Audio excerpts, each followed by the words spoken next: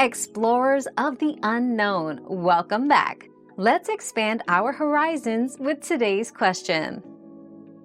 Stomach growling happens when digestive muscles contract, moving food, gas, and fluids. When you're hungry, your brain increases these contractions, causing noises as your stomach and intestines empty and air shifts.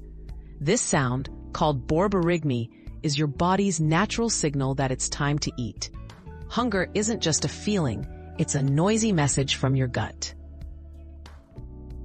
Another mystery solved, but many more await. Keep up with our daily discoveries by subscribing and turning on notifications.